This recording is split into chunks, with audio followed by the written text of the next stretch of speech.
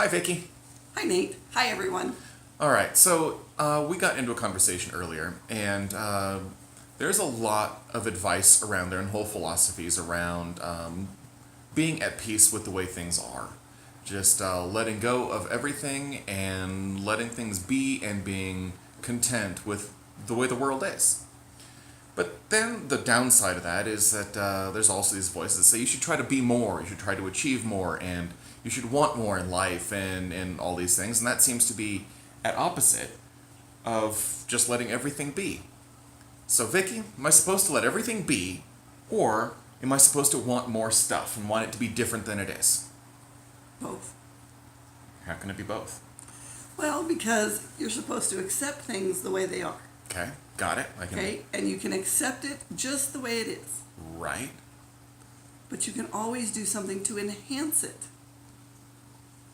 to make it a little better. But if I'm supposed to appreciate it and like it the way it is, Once you appreciate it, Right. and once you accept it, Right. then you can change it. You can't change something until you truly appreciate and accept where it is. Okay, so for instance, if we go out to dinner somewhere and we have Alfredo, we have chicken Alfredo. Chicken Alfredo. Okay, Good stuff. and it's great. It's a great meal. Okay. It really is a good meal. It's paired with a wonderful wine. It's great. Okay. Now, I can come home and I can take that same recipe and I can make it a little bit better. I can tweak it just a little so that it's a little bit better, or a lot better. Okay. We've been to restaurants where we order something and we can make it a lot better. Right. Okay, but that's still accepting the fact that it was a good meal. It didn't change that fact. But I made it better. So there's nothing inherently wrong with wanting things to be different than they are? No, as long as it's different in a better way. Enhancing things. How do you know it's better? What's a better way? What do you mean better? Better is relative. It's to each person. Okay. Okay, so for instance, let's take makeup for a minute. Sure. Okay, you see a lot of girls, young girls. Okay, well nowadays a little older girls, but either way, you see a lot of girls with a lot of makeup on. Okay. It's not done it makes them look, well, in my day I would have called it a streetwalker or a hooker or something like that.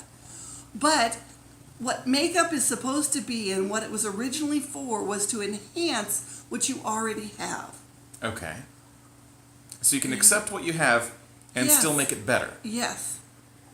And that's the important thing. Okay.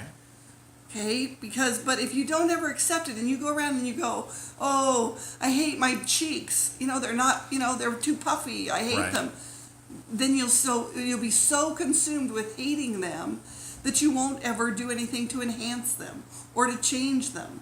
So the negative of the problem, what you're dissatisfied with, becomes more important than the change or than the thing itself anyway, and so you end up continually in a cycle of being dissatisfied.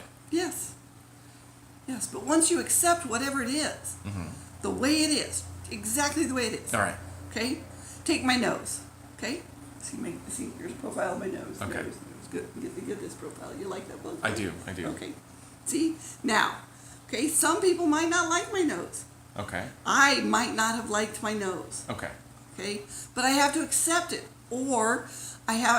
But I could, money no object, Right. or not a problem. I could go and have it changed. Okay. But I need to accept it first before the change really is affected. Or the change may come along and you still would be dissatisfied because it was an internal issue in the first place that had nothing to do with the actual symptom, we'll call it. Exactly right.